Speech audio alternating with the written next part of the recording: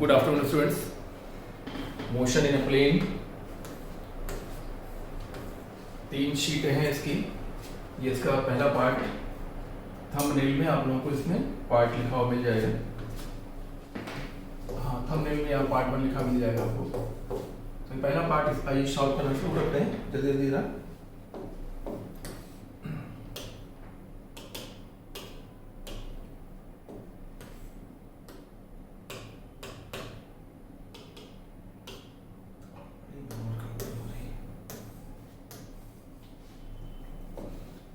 देखिए, 2 vectors are said to be equal vectors if they are same magnitude, बिल्कुल सही है। दे आर सेम डायरेक्शन, बिल्कुल सही है। सेम डायरेक्शन ओनली लिख दिया, गलत हो गया। ओनली लिख दिया, गलत हो गया। ओनली की वजह से गलत हो गया, क्योंकि इक्वल वेक्टर्स वो होते हैं जो वेक्टर्स मैग्नीट्यूड में भी इक्वल हों और डायरेक्शन में भी इक्वल हों, उन्हें कहते हैं इक्वल वेक्टर। जैसे ये वेक्टर ए है और ये वेक्टर बी है, तो ए और बी इक्वल वेक्टर्स कहे जाएंगे यदि ये कंडीशन फॉलो होती है। कौन सी कंडीशन? कंडीशन ये वाली बता रहा हूँ, कौन सी कंडीशन। जब ये कंडीशन फॉलो होती है कि mod of A is equal to mod of B and उनके बीच का एंगल 0 डिग्री होना चाहिए। यदि ये कंडीशन फुलफिल हो रही है तो दोनों वेक्टर्स इक्वल वेक्टर्स बोले जाते हैं, ठीक है ना। इक्वल वेक्टर्स आपके सामने बने हुए हैं, ठीक है। सो they have equal magnitude and same direction, they have unequal magnitude, गलत हो गया, ये हो गया। ऑप्शन नंबर 3 सही हो गया, ठीक है। आइए आगे चलें। और हाँ, ये तो बताया नहीं हमने, ये एनसीईआरटी के पेज नंबर 66 में आपको ये कॉन्सेप्ट देखने को मिलेगा, ठीक है। आइए आगे चलते जल्दी से। नल वेक्टर क्या होता है? जिसका मैग्नीट्यूड 0 हो। देखिए, एक ऐसा वेक्टर जो फिजिकल क्वांटिटी तो हो लेकिन एग्जिस्ट ना करे। फिजिकल क्वांटिटी तो हो लेकिन एग्जिस्ट ना करे। फॉर एग्जांपल, जैसे किसी बॉडी की वेलोसिटी, कोई बॉडी रेस्ट में है, ठीक है ना, कोई बॉडी रेस्ट में है, तो और तुम हमसे बार बार उसकी वेलोसिटी पूछने में लगे हुए हो, तो हम कहेंगे कि velocity will be a null vector. Velocity will be a null vector. मान लीजिए कोई चार्ज रुका हुआ है, चार्ज रेस्ट में है ना, और हम कह रहे हैं कि बताइए ये अपने आसपास कितनी मैग्नेटिक फील्ड प्रोड्यूस करेगा, तो हम कहेंगे B is a null vector, ठीक है ना। अगर कोई पार्टिकल कांस्टेंट वेलोसिटी से चल रहा है, कांस्टेंट वेलोसिटी से कोई पार्टिकल चल रहा है, मास का पार्टिकल, और हमसे पूछा जाए कि इसका एक्सीलरेशन वेक्टर बताइए, तो हम कहेंगे it will be a null vector. यानी कि वो वेक्टर जो फिजिकल क्वांटिटी तो हो, वो वेक्टर जो फिजिकल क्वांटिटी तो हो लेकिन उस समय एग्जिस्ट ना करे, ऐसे वेक्टर्स को हम लोग बोलेंगे नल वेक्टर, ठीक है ना। ये आप इस प्रकार से करिए।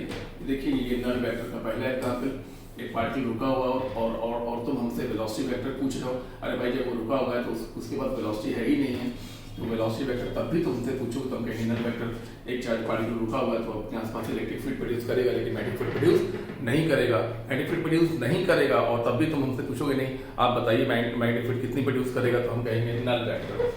एक हाँ, ये दूसरा एग्जांपल मैंने लिया। और अब उसी प्रकार से तीसरा एग्जांपल मैं लेने जा रहा हूँ कि एक पार्टिकल की वेलोसिटी कांस्टेंट है, एक पार्टिकल की वेलोसिटी कांस्टेंट है और तब यानी कि उसके पास कोई एक्सेलरेशन नहीं है, और तभी तुम उनसे ये पूछना चाहते हो कि बताइए इसके पास कितना एक्सेलरेशन है, इसके पास एक्सेलरेशन क्या है, क्या इसका एक्सेलरेशन, तो हम कहेंगे it will also acceleration will be a null vector. बहुत अच्छा क्वेश्चन है, एनसीईआरटी के पेज नंबर 68 में ये कॉन्सेप्ट आपको देखने को मिलेगा।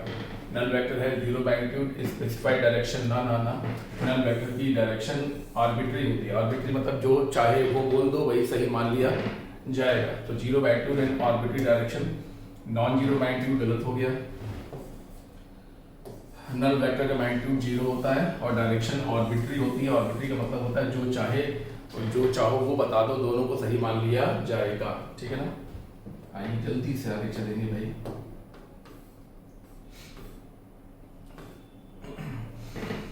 To a person moving with the speed of 5 meter per second towards east, rain appears to fall vertically downward with the speed of 5 to 3 meter per second. The actual velocity of the rain, कोई person है जो 5 metre per second से east direction में जा रहा है। हाँ, velocity of man 5 metre per second east direction में जा रहा है, और उस पर्सन को रेन वर्टिकली डाउनवर्ड दिखती हुई नजर आती है, और वो है 5 under root 2 metre per second, हाँ डाउनवर्ड, वर्टिकली डाउनवर्ड मतलब माइनस का के कैप। तो हमें रेन की वेलोसिटी फाइंड करनी है, ठीक है ना। तो आइए हम रिलेटिव का कॉन्सेप्ट लगाएं। Relative velocity of rain with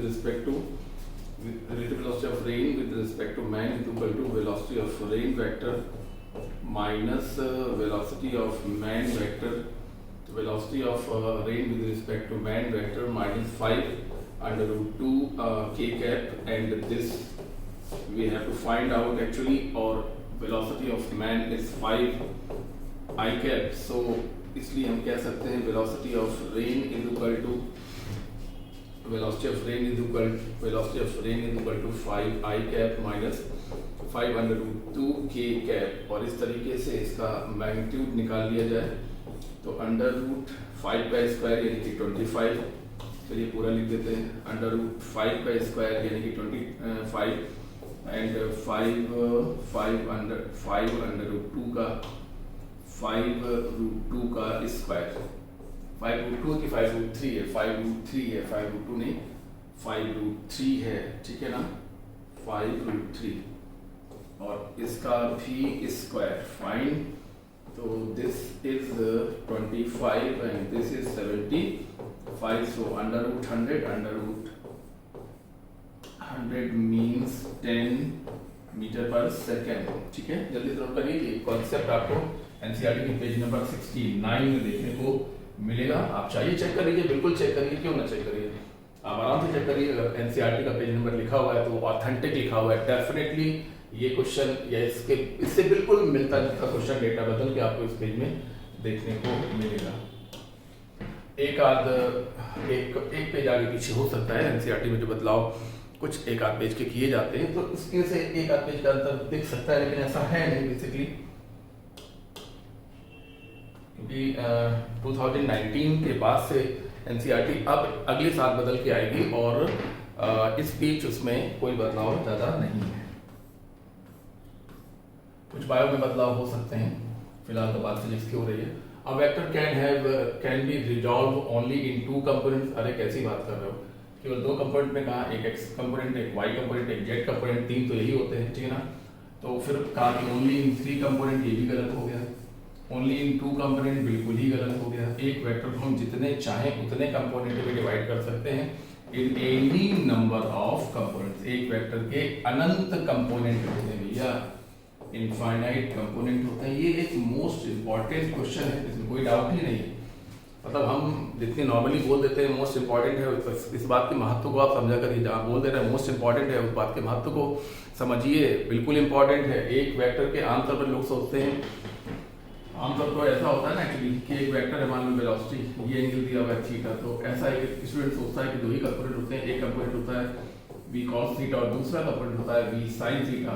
और ऐसा कॉन्सेप्ट देखकर आप लोग को ये महसूस होने लगता है कि यार किसी वेक्टर के 2 ही कंपोनेंट होते हैं, जबकि किसी वेक्टर के 3 कंपोनेंट तो ऑर्थोगोनल वाले ही होते हैं। और फिर कंपोनेंट के भी कंपोनेंट किए जा सकते हैं, क्योंकि किसी वेक्टर का एक कंपोनेंट भी अपने आप में एक वेक्टर होता है, किसी वेक्टर का एक कंपोनेंट भी अपने आप में एक वेक्टर होता है। और कंपोनेंट वेक्टर के फिर से कंपोनेंट किए जा सकते हैं, और उस कंपोनेंट वेक्टर के फिर से कंपोनेंट किए जा सकते हैं। इस प्रकार से एक वेक्टर के इनफाइनाइट कंपोनेंट होते हैं, 2 या 3 कंपोनेंट नहीं होते। क्वेश्चन मोस्ट इंपॉर्टेंट है और एनसीईआरटी के पेज नंबर 70 में आपको देखने को मिलेगा ये कॉन्सेप्ट। और अब देखिए ध्यान से आगे, magnitude of component of a vector is always less than magnitude of vector. बिल्कुल सही बात है, किसी वेक्टर के कंपोनेंट का मान वेक्टर के मान से हमेशा कम होगा। ज्यादा कैसे हो जाएगा भाई, कंपोनेंट कभी वेक्टर से बड़ा हो सकता है क्या? ये वेलोसिटी मैंने भी बनाई थी, वेलोसिटी के 2 कंपोनेंट मैंने किए थे, v cos थीटा और v sin थीटा। तो क्या ये मान वेलोसिटी के मान से बड़े हो सकते हैं? कभी नहीं बड़े हो सकते। It is always less than magnitude of vector, it are always equal to, बिल्कुल नहीं, ऑलवेज लगा हुआ है, ऑलवेज इक्वल लिखा हुआ है, ऑलवेज की वजह से गलत हो गया। May be greater than magnitude of vector, सवाल ही नहीं होता। कंपोनेंट का मान कभी भी वेक्टर के मान से ज्यादा नहीं हो सकता। Is always greater than magnitude of vector, ये भी गलत हो गया। तो केवल जो मान सही है, जो ऑप्शन सही है वो है फर्स्ट। ये कॉन्सेप्ट आपको एनसीईआरटी के पेज नंबर 70 में ये भी देखने को मिलेगा, ठीक है ना। कम फर्स्ट मोटर बोट है और racing towards north at 25 kilometre per hour, east west north south, और एक मोटर बोट नॉर्थ दिशा में मूव कर रही है। वेलोसिटी है आपकी 25 किलोमीटर पर आवर और वाटर करंट उस क्षेत्र में 10 किलोमीटर पर आवर से बह रहा है in the direction of 60 degree east of south, 60 degree east of south. ये वेलोसिटी ऑफ बोट है जिसका मान 10 है और ये एंगल दिया हुआ है 60 डिग्री ईस्ट ऑफ साउथ। तो कह रहे हैं कि रिजल्टेंट वेलोसिटी ऑफ बोट बताइए। ये क्वेश्चन आपको ये कॉन्सेप्ट आपको एनसीईआरटी के पेज नंबर 72 में देखने को मिलेगा। आप चाहें तो वीडियो देखते वक्त एनसीईआरटी सामने रख लीजिए, पेज नंबर खोलते जाइए, आपको रिलेवेंट चीज़ दिखाई पड़ेगी।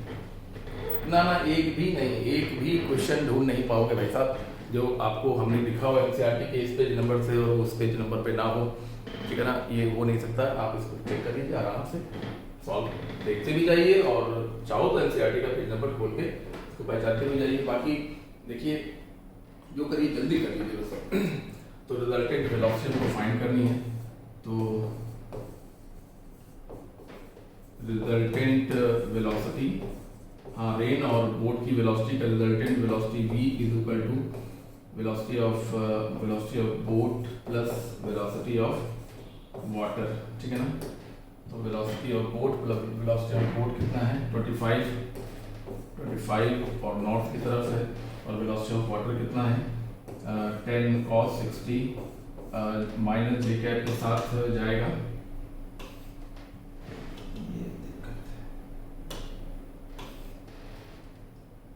हाँ प्लस ये 10 cos 60 वो माइनस जे कैप के साथ जाएगा और 10 sin 60 ये जाएगा आई कैप के साथ। ऐसा क्यों?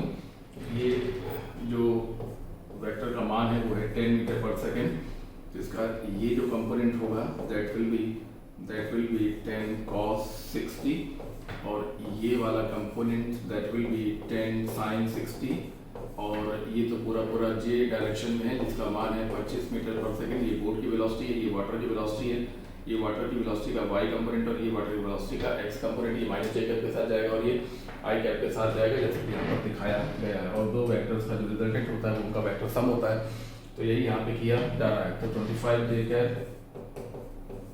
जे cap minus 5 J cap and plus 10√3/2 यानी कि 5√3 आई कैप, ठीक है। इस तरीके से 5√3 I cap plus 20 J cap, this is the resultant velocity. और अब हमें इसका मॉड निकालना है, तो √5√3 का स्क्वायर, 3 का स्क्वायर प्लस 20 का स्क्वायर, ये बन गया आपका √75 प्लस 400, 75 प्लस 400 तो √475 ये लगभग 20 से थोड़ा सा ज़्यादा, 30 से थोड़ा सा ज़्यादा, तो ये आ गया 22 मीटर पर सेकेंड। ओके, ये कॉन्सेप्ट आपको एनसीईआरटी के पेज नंबर 72 में देखने को मिलेगा। आइए आगे in uniform circular motion the centripetal acceleration के बारे में कुछ बात करनी है। सेंट्रीपिटल एक्सीलरेशन जो कि टुवर्ड सेंटर होता है और उसका मैग्नीट्यूड कांस्टेंट होता है, ठीक है ना। कांस्टेंट मैग्नीट्यूड होता है लेकिन डायरेक्शन ऑलवेज वेरिएबल रहती है क्योंकि ये ऑलवेज टुवर्ड्स सेंटर रहता है और टुवर्ड्स सेंटर होने की वजह से डायरेक्शन अभी लेफ्ट, फिर डाउनवर्ड, फिर राइट, फिर अपवर्ड, है ना। तो in circular motion the centripetal acceleration is due to change in magnitude of velocity only। velocity का magnitude change ही नहीं होता। क्या लिखा हुआ बताइए? UCM लिखा हुआ है, ऊपर देखिए तो ध्यान से UCM लिखा हुआ है और UCM में जो स्पीड होती है, स्पीड यानी कि वेलोसिटी का मैग्नीट्यूड वो कैसा रहता है? ये कांस्टेंट रहता है। तो यहाँ तो change in magnitude of velocity लिखा है तो यही गलत हो गया, है ना। Due to change in direction of velocity, velocity की डायरेक्शन चेंज होने की वजह से होता है। Due to change in both, फिर वही बात मैग्नीट्यूड चेंज होता ही नहीं है, जहाँ चेंज इन मैग्नीट्यूड लिखा वही गलत हो गया, है ना। Neither due to change in magnitude of velocity not due to change in direction, बकवास हो ये देखिए। Neither due to change in magnitude होता ही नहीं है, not due to change in direction, अरे डायरेक्शन चेंज होती है तभी तो सेंट्रीपिटल एक्सीलरेशन सेंटीपिटल एक्सीलरेशन की वजह से ही तो डायरेक्शन चेंज होती है। तो option due to change in direction of velocity only बिल्कुल सही है। सवाल बेहद इंपॉर्टेंट है, बेहद इंपॉर्टेंट है। एनसीईआरटी पेज नंबर 39 में आपको देखने को मिलेगा।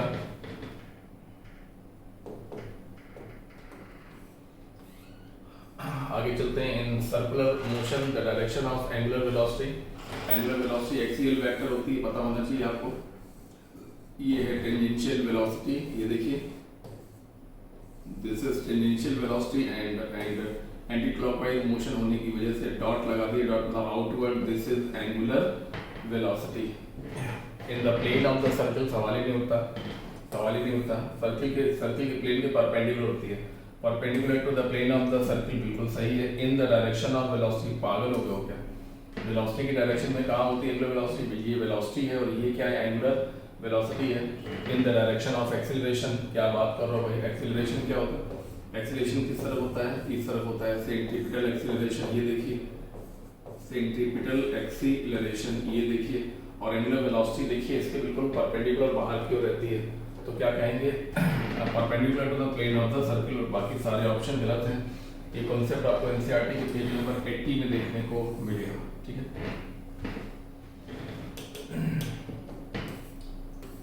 Now the shape of trajectory of an object is determined by, किसी भी पाथ के चलने के पाथ को कहते हैं ट्रेजेक्ट्री। एक्स वाई प्लेन पर जो चीज दिखाई जाती है वो एक्स वाई के बीच ग्राफ भी होता है और यही पाथ भी होता है, ठीक है ना। तो the shape of trajectory of the object is determined by acceleration only, velocity of projection only, initial position and initial velocity. मतलब ये कहना चाहते हैं, बहुत ही बढ़िया क्वेश्चन है। एनसीईआरटी के पेज नंबर 85 में आपको ये कॉन्सेप्ट देखने को मिलेगा।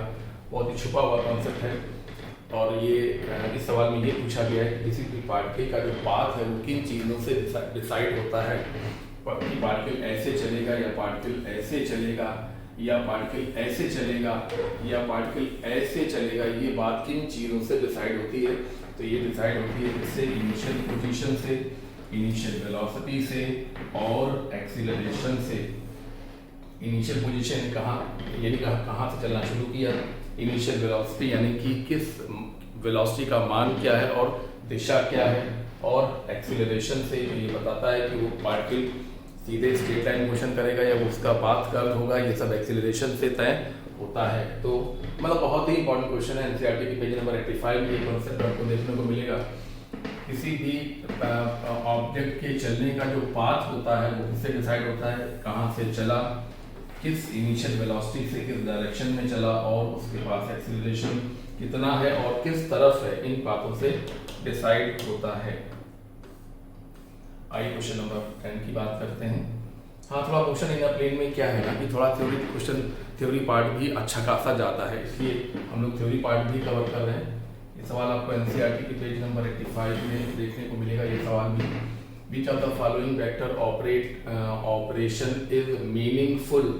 कौन सा वेक्टर ऑपरेशन मीनिंगफुल है, यानी कि जिसका कुछ अर्थ हो, मतलब निरर्थक ना हो? कौन सा सेंटेंस अर्थफुल है, मीनिंगफुल है? Multiplication of any two vectors, यानी दो वेक्टर का मल्टीप्लिकेशन, हाँ मीनिंगफुल है। एडिंग एनी टू वेक्टर, हाँ जो हम दो वेक्टर को जोड़ सकते हैं और जोड़ना मीनिंगफुल होता है। अगर एक फोर्स 10 न्यूटन है ईस्ट की तरफ और दूसरा फोर्स 5 न्यूटन है नॉर्थ की तरफ, तो हम इन दोनों को जोड़कर नेट फोर्स निकालते हैं कि नहीं निकालते हैं, यानी कि वेक्टर का जो एडिशन है वो भी मीनिंगफुल होता है, ठीक है ना, मीनिंगलेस नहीं होता, निरर्थक नहीं होता। Adding a component of vector to the same vector, किसी भी वेक्टर के कंपोनेंट को उसी वेक्टर से जोड़ना, किसी भी वेक्टर के कंपोनेंट को उसी वेक्टर से जोड़ना, किसी भी वेक्टर के कंपोनेंट को उसी वेक्टर से जोड़ना, हाँ ये भी अर्थ से भरा हुआ है, इसमें भी कोई समस्या नहीं है। हम किसी भी वेक्टर में उसके एक कंपोनेंट को जोड़ सकते हैं अगर दूसरा जो वेक्टर हो वो उसके एक कंपोनेंट के बराबर हो। फॉर एग्जाम्पल मैं बता रहा हूँ V F is equal to 2i plus 4j, ये एक वेक्टर है और दूसरा वेक्टर है जो कि 2i है। तो एक तरीके से ये जो दूसरा वेक्टर है वो इसके कंपोनेंट के बराबर है। तो अगर हम नेट फोर्स फाइंड करना चाहते हैं तो हम क्या करेंगे, F1 और F2 वेक्टर्स को आपस में ऐड करेंगे। तो हम एक प्रकार से देख रहे हैं कि इस वेक्टर में हम इस वेक्टर को ऐड कर रहे थे। यहाँ पे पहला, दूसरा और तीसरा ये तीनों ऑप्शन सही हैं और ये कॉन्सेप्ट एनसीईआरटी के पेज नंबर 85 में आपको देखने को मिलेगा। ठीक है, which of the following quantities is R vector? Angular frequency, angular, हाँ ठीक है। Which of the following quantities is R vector? Angular frequency, angular velocity, हाँ जी ये एक्सियल वेक्टर है। नंबर ऑफ मोल्स कतई वेक्टर नहीं है, both 1 and 2। angular velocity, angular frequency is scalar actually, only 2। Second option सही है। सवाल बहुत इंपॉर्टेंट है, कंफ्यूजिंग है। एंगुलर फ्रीक्वेंसी जिसकी यूनिट होती है हर्ट्ज, जो कि 1/सेकंड भी कहलाता है, आपको पता होगा। एंगुलर फ्रीक्वेंसी जिसको हम लोग 1/t से भी रिप्रेजेंट करते हैं, ये स्केलर क्वांटिटी है। ये एक वेक्टर क्वांटिटी इसके नीचे है। नंबर ऑफ मोल्स स्केलर होता है क्योंकि वो एक नंबर है, ये कभी भी वेक्टर नहीं होता। मोल्स में भी कोई डायरेक्शन होती है क्या? कैसी बातें कर रहे हो भाई? तो खैर चलिए कोई बात नहीं, आप सुनिए ध्यान से। ये एनसीईआरटी पेज नंबर 85 में आपको देखने को मिलेगा। ऑब्वियसली 11th के पार्ट 1 की बात हो रही है।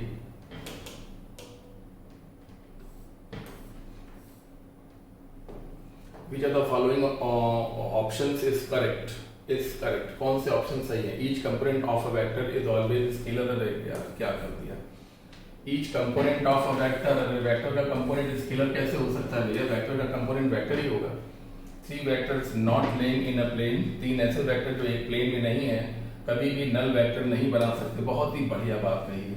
3 वेक्टर जो एक ही प्लेन में ना हो मिलकर कभी भी नल वेक्टर का निर्माण नहीं कर सकते, यानी कि एक दूसरे को कभी भी पूरी तरह से कैंसिल नहीं कर सकते। बिल्कुल सही लिखा हुआ है। मोस्ट इंपॉर्टेंट क्वेश्चन है। 2 vectors of different magnitude can be added up to give a null vector। अलग अलग मानों के 2 वेक्टर्स को जोड़ने से नल वेक्टर बन सकता है? नहीं बन सकता। नल वेक्टर तभी बनेगा जब दोनों फोर्स इक्वल बट अपोजिट होंगे, और इक्वल बट अपोजिट होने का मतलब है कि मैग्नीट्यूड बराबर होगा और डायरेक्शन एक दूसरे के अपोजिट होगी। तो ये ऑप्शन आपका 2 वेक्टर्स ऑफ डिफरेंट मैग्नीट्यूड बिल्कुल गलत हो गया। सही छाटना है, ठीक है ना। Minimum number of vectors to give null vector is 5। Null vector को बनाने के लिए कम से कम कितने वेक्टर चाहिए? कह रहे हैं 5 वेक्टर चाहिए। कैसी बात है? 5 क्यों चाहिए भाई? 5 की कौन सी फिगर वाली बात आ गई? अगर हमको 2 वेक्टर से नल वेक्टर बनाना है तो हम दोनों एक दूसरे के अपोजिट ले लेंगे तो उससे काम चल जाएगा। केवल 2 से ही हम नल वेक्टर बना पाएंगे, इसमें कोई दिक्कत ही नहीं है, ठीक है ना। ये फोर्स F1 फोर्स है और ये उतना ही बड़ा फोर्स ये F2 फोर्स है। इसकी वैल्यू भी 5 न्यूटन और इसकी वैल्यू भी 5 न्यूटन और डायरेक्शन एक दूसरे के अपोजिट हो तो दोनों मिलकर क्या बना सकते हैं? दोनों मिलकर एक दूसरे को कैंसिल कर सकते हैं और नल वेक्टर बना सकते हैं। तो बहुत ही बढ़िया क्वेश्चन है। एनसीईआरटी के पेज नंबर 88 में आपको 86 में आपको ये कॉन्सेप्ट देखने को मिलेगा।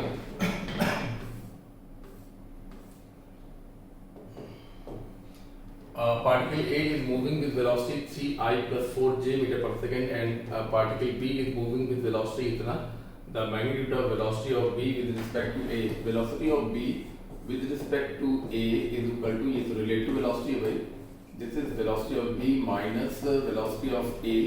Velocity of B is minus 3i cap minus 4j cap and velocity of A is 3i cap plus 4j cap plus 4j cap. So the resultant velocity will be minus 3 and minus 3i cap, यानी कि minus 6i cap minus 4j cap और minus 4j cap यानी कि minus 8j cap। और अब इसका mod find करना है velocity of B with respect to A। Magnitude find करना है तो अंडर रूट -6 का स्क्वायर प्लस -8 का square, so under root 36 √36 plus 64 means √100 means 10 metre per second, ठीक है ना। थर्ड ऑप्शन सही है और ये क्वेश्चन आपको एनसीईआरटी के पेज नंबर 76 में देखने को मिलेगा, ठीक है।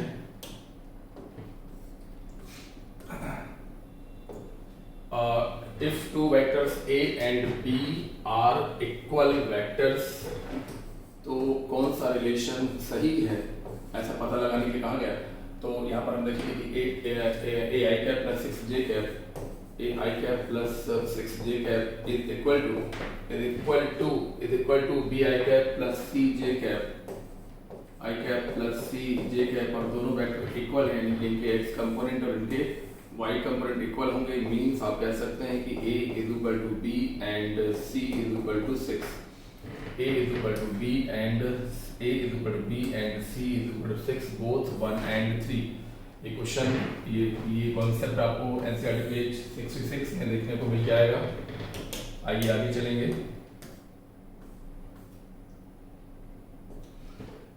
Equation of trajectory of particle y is equal to √3x, y is equal to √3x minus 5x square, और हमें एंगल ऑफ प्रोजेक्शन फाइंड करना है फ्रॉम वर्टिकल से एंगल ऑफ प्रोजेक्शन फाइंड करना है।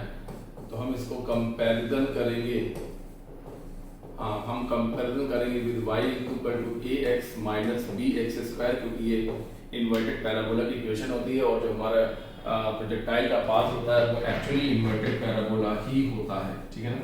ये इनिशियल वेलोसिटी कहलाती है, ये है प्लेन और ये है इसका पाथ और ये है पॉइंट ऑफ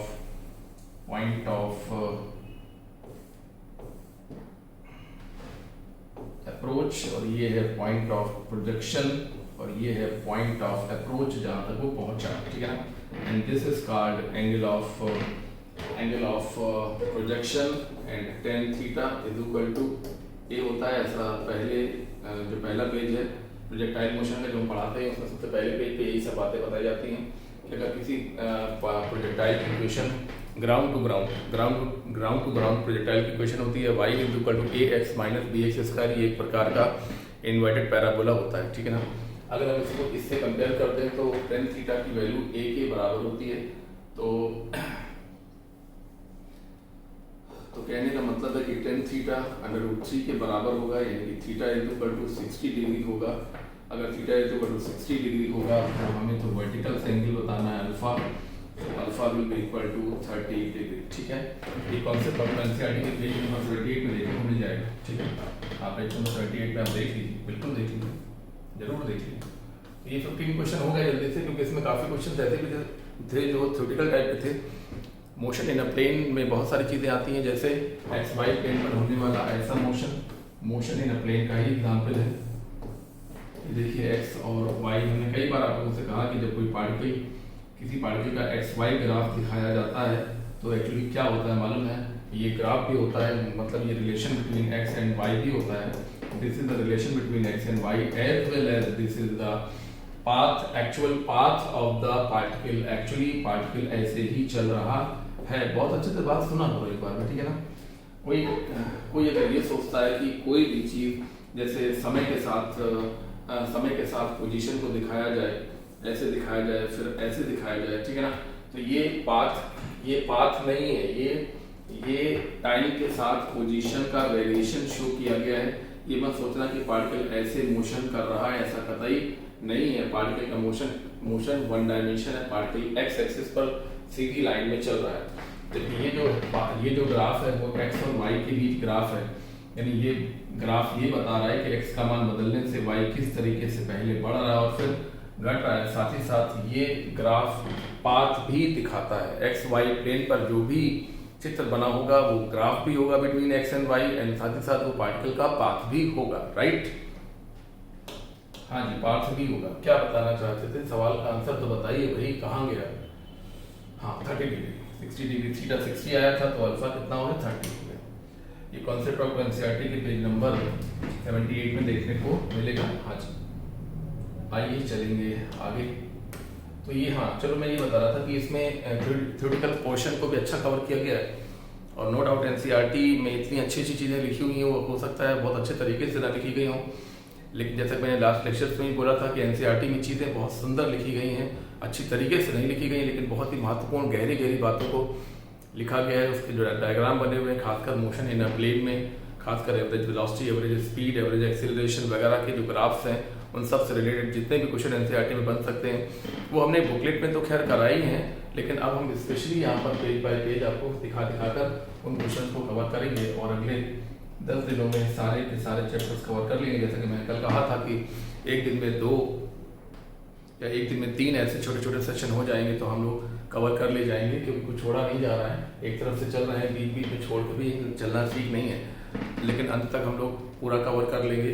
जैसा कि मुझे एक आइडिया लग गया है कि हम लोग अगले 10 दिनों में पूरा का पूरा कवर कर लेंगे, चाहे एक दिन में 2 शीट बनानी पड़े या फिर एक दिन में 3 शीट बनानी पड़ती हैं, या कुछ और लोगों को भी प्रोग्राम में शामिल करना पड़ता है। अगर मान लीजिए कुछ और सब लोगों को शामिल करना पड़ता है तो उनको भी शामिल करके और ज़्यादा संख्या में ये सारे काम कराए जाएंगे। निश्चित रूप से एक क्वेश्चन एनसीईआरटी के page by page, line by line से ही आपको कराया जाएगा, पूरा कवर होगा। किसी भी पेज से जो जरूरी क्वेश्चन नीट के हिसाब से बन रहा है वो यहाँ पर जरूर रखा जा रहा है, डाला जा रहा है। चलिए तैयार करिए, तब तक हम अगले लेक्चर को बनाने के लिए जरा ये स्लाइड वगैरह बनवाते हैं। चलिए, थैंक यू।